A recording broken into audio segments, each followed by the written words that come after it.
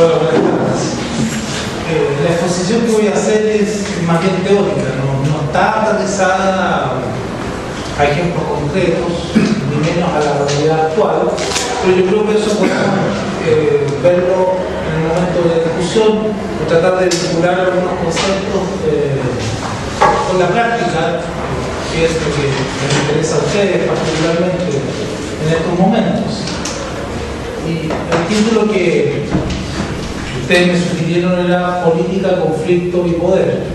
Los tres términos están íntimamente relacionados. Es muy difícil delimitar el terreno, el territorio de uno y de otro. Voy a empezar por política, lo voy a ir mezclando con poder, voy a volver a política y el conflicto va a aparecer de manera natural, vinculado a este concepto. No es ninguna novedad si yo les cuento que la política ha sido definida clásicamente en relación con el poder. Está íntimamente ligada al fenómeno del poder. Y en la acepción más clásica, la política sería la actividad relacionada con la conquista, la administración y la mantención del poder. Y aquí nos encontramos con un primer problema conceptual, el del poder, porque hay diferentes tipos de poder, aunque el que a nosotros nos interesa en particular hoy día es el poder político. Habría que dejar por lo menos instalar la idea de que hay distintos poderes. Hay poderes económicos, religiosos, intelectuales, morales y poderes políticos propiamente tales. ¿Cuál es el poder político? Generalmente, la mayoría, si no la totalidad de los autores, tradicionalmente han ligado el poder político al uso de la violencia legítima. El poder político es el que dispone al interior de una sociedad del uso de la violencia, entre comillas, legítima, aquella que es comúnmente o generalmente aceptada por una población determinada y que también generalmente está o debería estar regida por normas de derecho. Y este poder político se manifestaría a través de dos mecanismos que son distintos pero que están ligados. Uno generalmente puede dar paso al otro. Un mecanismo de coacción, entendiendo esta como la capacidad de obligar a otros, por medio de la fuerza física o psíquica, moral si se quiere, a ejecutar ciertos actos o asumir una determinada conducta. Y luego tendría la coerción, que consistiría en la capacidad de obligar a terceros a adoptar ciertas conductas debido a la amenaza del uso de la violencia o mediante su uso potencial. Es decir, en concreto, el Estado tiene un aparato armado, compuesto por policías, aparatos de inteligencia, fuerzas armadas, los ciudadanos saben de su existencia y el Estado obliga a la población a adoptar ciertas conductas que pueden estar o no regidas por normas de derecho y la población, bien que mal, acata debido a la existencia de ese aparato, aun cuando no se esté utilizando en el día a día, pero la población potencialmente sabe que puede ser utilizado en su contra. Ahora bien, si nos centramos en el poder político, vamos a encontrar que hay innumerables definiciones muy distintas acerca, así de manera telegráfica. Cito 4 o 5 autores, así, haciendo una síntesis del pensamiento de estos autores. Hobbes se refiere al poder político como la disponibilidad de recursos para obtener un bien o unos objetivos, y este poder está en manos del Estado. Weber, el poder es la capacidad o probabilidad de conseguir obediencia dentro de un grupo. Marx se refiere al poder como la capacidad de una clase social de imponer su interés sobre el conjunto de la sociedad. Dahl, el poder es la relación en la que A es capaz de que B haga algo que de otra manera no haría de modo propio. Por lo tanto, de estas concepciones telegráficamente expuestas, se desprenden dos visiones acerca del poder, dos grandes grupos. El poder como recurso, que es el caso de Hobbes, de Weber y de Marx también, donde lo central es quién posee el poder para ser capaz de determinar ciertas conductas en terceros, y el poder como resultado de una relación. Y en esta concepción se ve el poder no como algo que se posee, sino como una interacción entre dos o más actores. No me voy a extender demasiado sobre este asunto, pero hay que señalar que existen distintas teorías acerca del poder, que pueden agruparse en dos grupos fundamentales. Una teoría que algunos denominan sustancialista, es decir, que el poder serían los medios que tienen los hombres para obtener un determinado fin. Y este poder puede ser físico, en el caso del poder de la Fuerza Armada, militar, puede ser psicológico, por medio de premios y de castigos, y también el poder de persuasión y disuasión, es decir, mediante el conocimiento y la instrucción, como se decía en un momento, o la educación. Hay también teorías de tipo subjetivista respecto al poder, y que hacen referencia a la capacidad que tiene el sujeto, el individuo, de obtener ciertos efectos, como por ejemplo, el soberano puede hacer leyes que influyen en la conducta de sus súbditos. Y esta es la interpretación propia de los juristas. También hay teorías del poder que podemos denominar de tipo relacional, es decir, que el poder es la relación entre los sujetos, entre dos actores. Es decir, no existe el poder por sí solo, el poder siempre es una relación entre sujetos.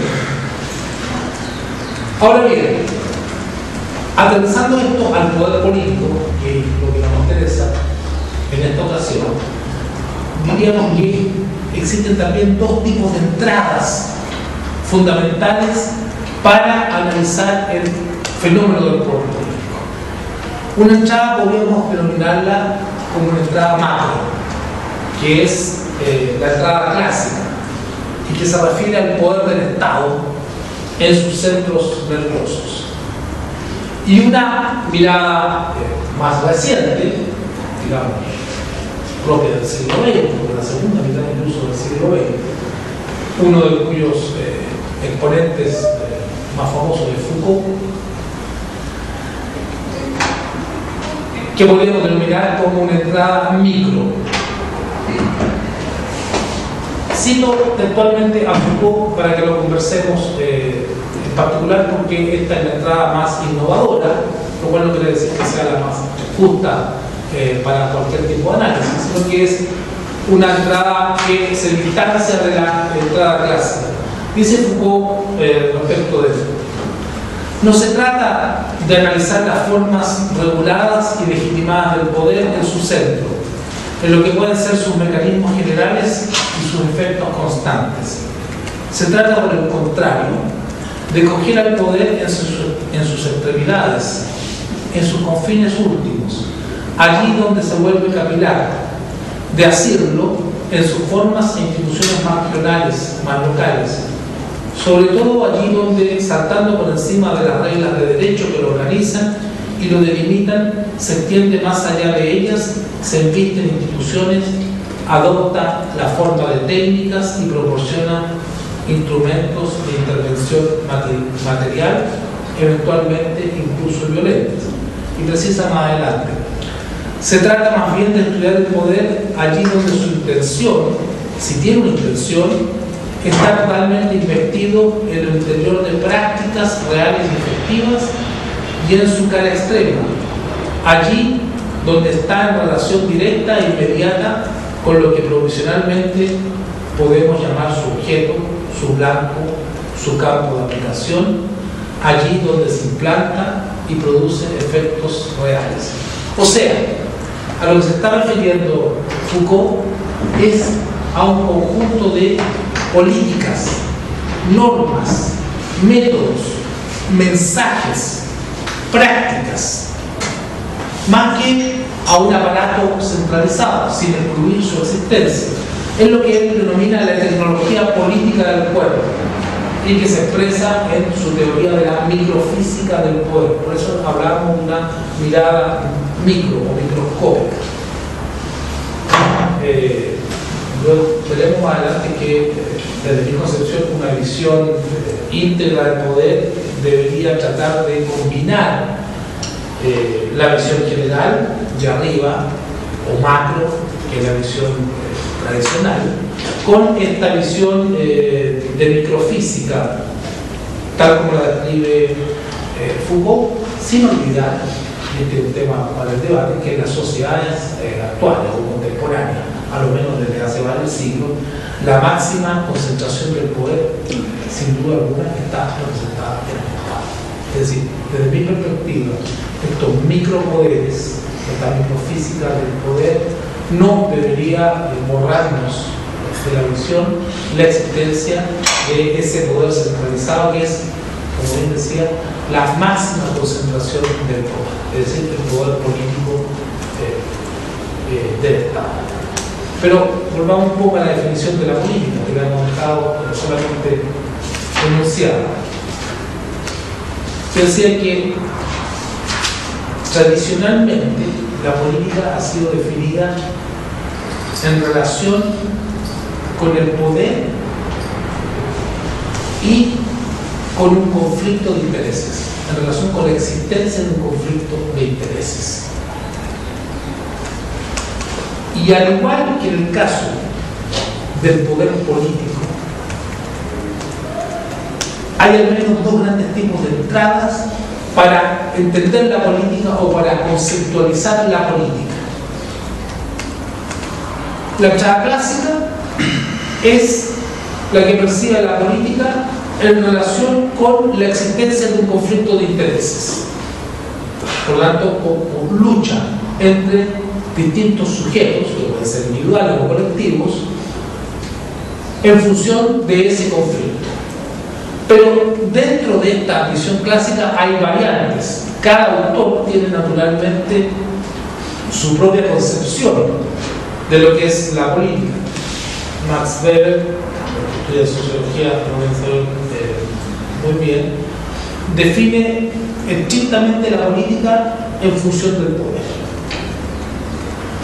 Otro autor del siglo XX, de Carl Schmitt, que es un representante de la llamada Escuela del Realismo Político, que fue miembro del Partido Nacional Socialista Alemán, el militante nazi, concibe la política como una relación amigo-enemigo,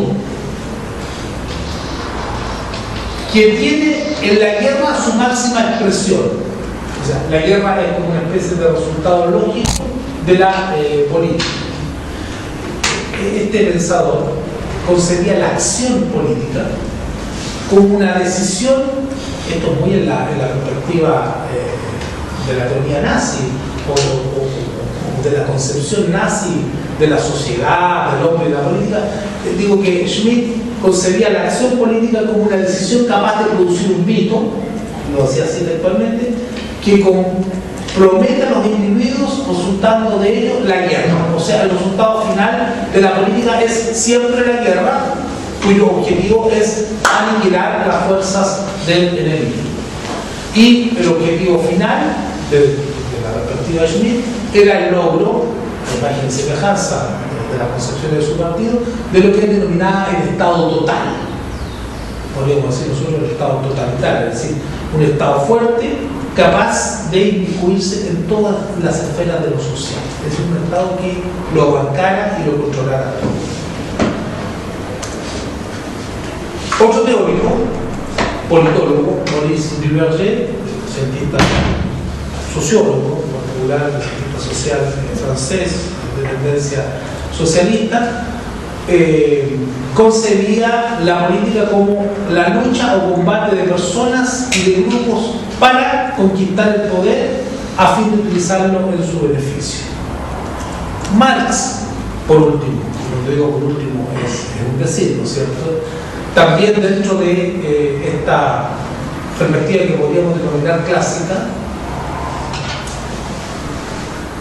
debo decir entre paréntesis que yo no conozco una definición del propio Marx acerca de la política. La infiero de lo que he leído de él. Nunca he visto en algún texto política es, o la política consiste en, no se lo conozco a Marx.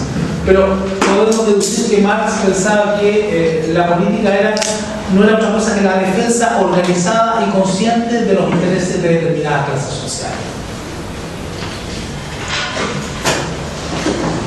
Evidentemente en función de la lucha por el poder.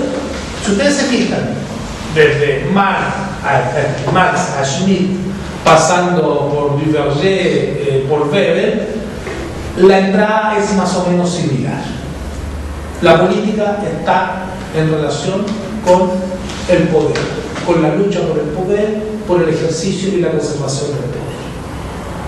Hay, sin embargo, otra perspectiva, al menos otra perspectiva, que es también una perspectiva un tanto clásica, un poquitín podríamos decir ingenua, no sé qué tan ingenua en realidad, o si detrás de eso hay un cierto contrabando ideológico, que concibe la política como una actividad destinada al logro del bien común.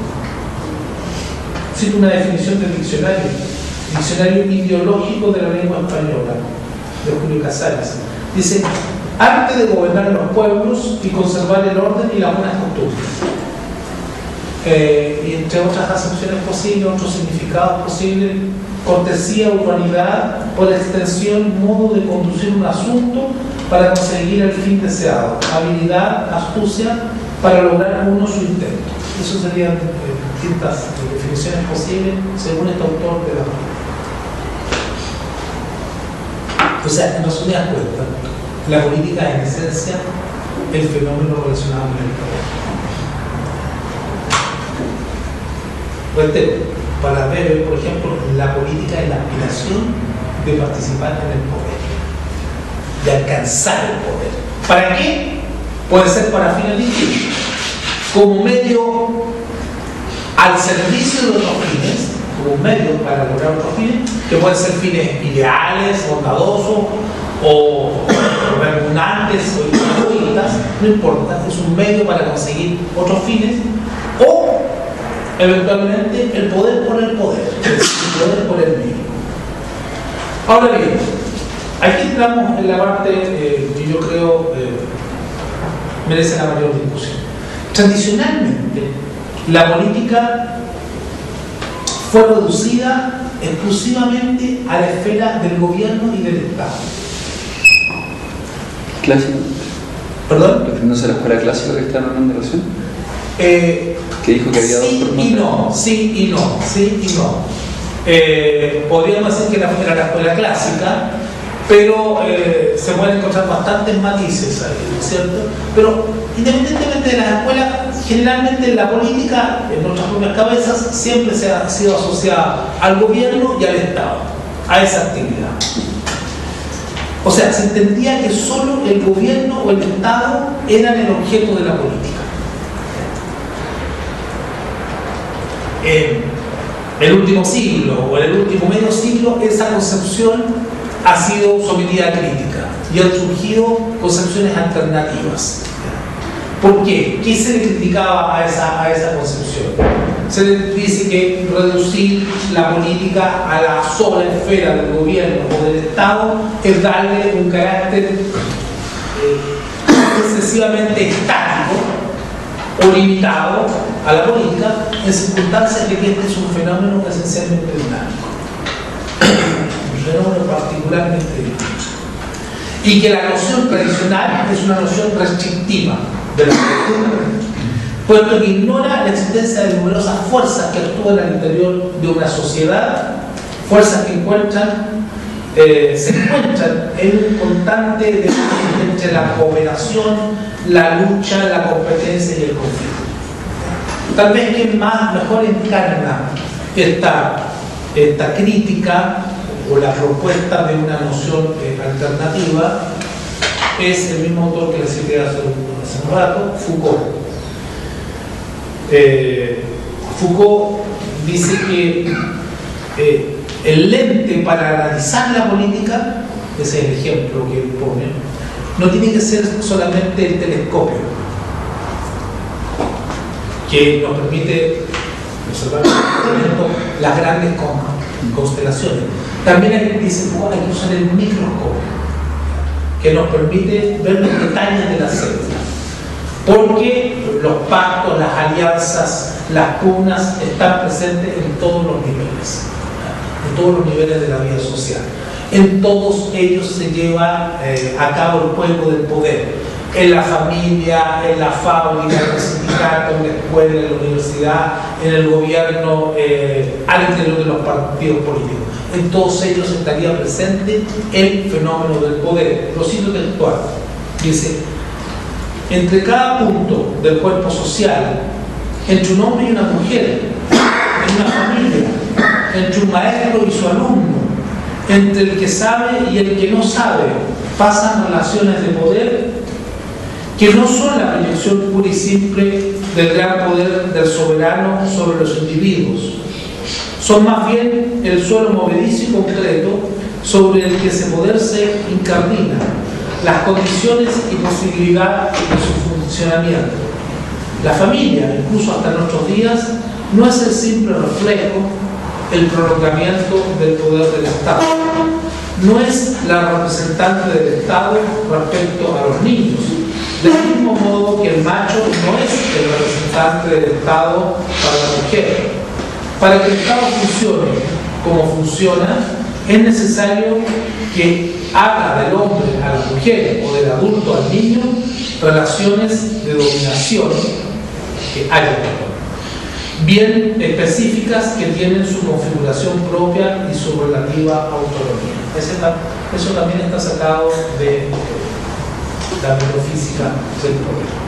Ahora bien, reforzando esta idea, lo que se quiere decir es que si el análisis del fenómeno del poder se reduce al análisis del Estado o de los gobiernos, se hace muy difícil explicar muchos fenómenos que ocurren en la sociedad, muchos fenómenos políticos, los cambios de regímenes o de sistemas políticos, ya que quedan fuera del ámbito de observación todo el juego de poderes y contrapoderes que existe al interior de las sociedades.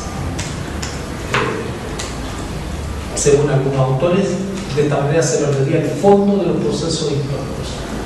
Y cito a otro autor francés, como dice Duverger, este famoso politólogo, que hace una especie de recapitulación del balance que venimos sosteniendo. Dice: desde que los hombres reflexionan sobre la política, han oscilado entre dos interpretaciones diametralmente opuestas. Para unos, la política es esencialmente una lucha, una contienda que permite asegurar a los individuos y a los grupos que detentan el poder su dominación sobre la sociedad, al mismo tiempo que la adquisición de las ventajas que se desprenden de ello. Para otros, la política es un esfuerzo para hacer reinar el orden y la justicia, siendo la misión del poder asegurar el interés general y el bien común contra la presión de las reivindicaciones particulares. Ese es el discurso generalmente que hacen casi todos los gobiernos. Nosotros representamos el bien común, no representamos ningún interés en particular. Cuando se le preguntan a los presidentes de Chile, dicen: yo soy el presidente o la presidenta de todos los chilenos. Ese es el lenguaje políticamente correcto en nuestra sociedad. Sí, con la cita de Duverger. Para los primeros, la política sirve para mantener los privilegios de una minoría sobre la mayoría. El caso de la comunicación marxista, ¿no es cierto?, de la historia. Para los segundos, es un medio de realizar la integración de todos los individuos en la comunidad y crear la ciudad perfecta de la que hablaba Aristóteles. Y sostiene más adelante Duverger: la adhesión a una u otra tesis se encuentra en parte condicionada por la situación social. Las personas y las clases oprimidas, insatisfechas, pobres, desgraciadas, no pueden estimar que el poder asegure un orden real, sino únicamente una caricatura del orden, tras la cual se oculta la dominación de los privilegiados. Para ellos, la política es lucha.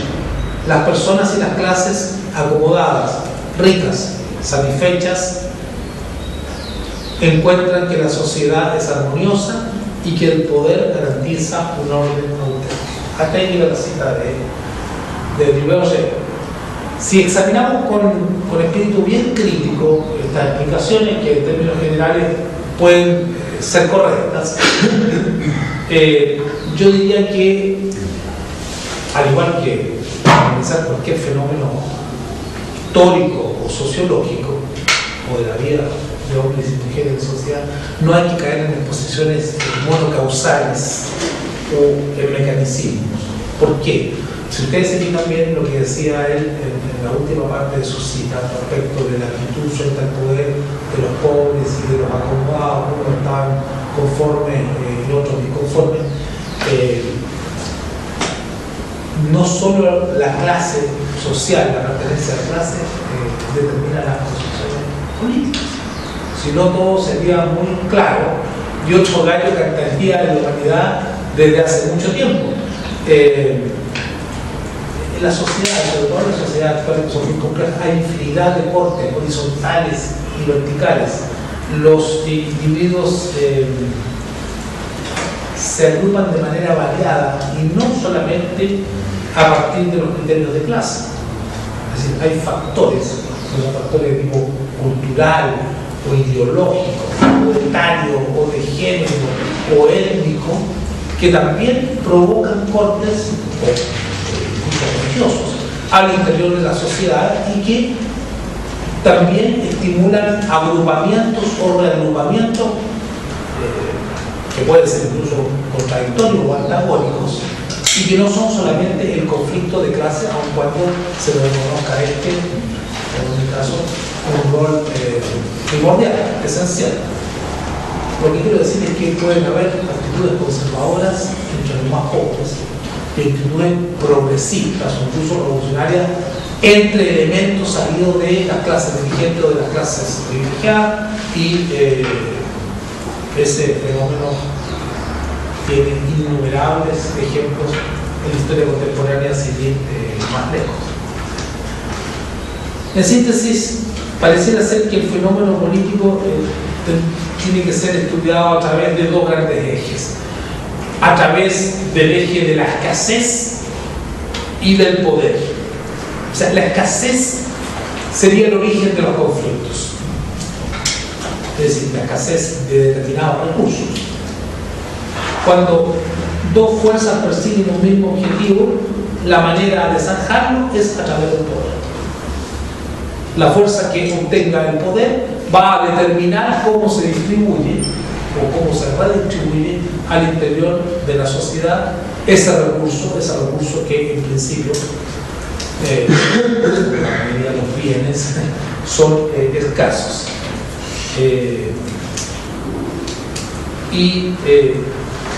El ejercicio o la detención del poder permitiría, a través del conjunto de los recursos que éste proporciona, que una de las partes involucradas en el conflicto logre hacer desistir a la otra de intentar alcanzar su objetivo.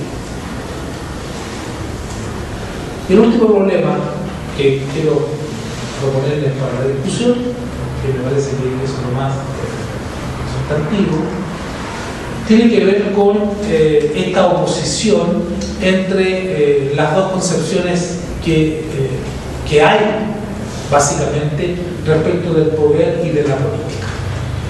Lo que podríamos denominar grosso modo como la concepción tradicional, que focaliza el tema del poder político en el Estado, y la concepción que podríamos denominar como microfísica del poder, que es la propia de Foucault y de otros autores, que dispersan el poder en una serie de pequeños poderes, micropoderes al interior de la sociedad.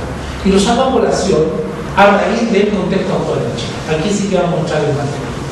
Porque como ustedes saben, este año 2011 ha sido un año que podríamos calificar de despertar de los movimientos científicos, no solo por el movimiento estudiantil, por el movimiento por la educación pública, sino que ha habido una proliferación de movimientos de protesta social que comenzaron en Magallanes con el paro regional de enero y que han tenido hitos importantes en las marchas contra el megaproyecto de Iloicén, por la diversidad sexual, los paros comunales de Calama, el paro de Arica, la lucha de los pobladores damnificados del Chato, de los empleados fiscales, huelgas de los trabajadores de la gran minería del cobre, tanto privada como estatal, etcétera, que nos indican que hay un cierto renacer, un nuevo amanecer, digo yo, o despertar de los movimientos sociales. Y este despertar de los movimientos sociales ha traído como consecuencia una relativa repolitización de la sociedad chilena.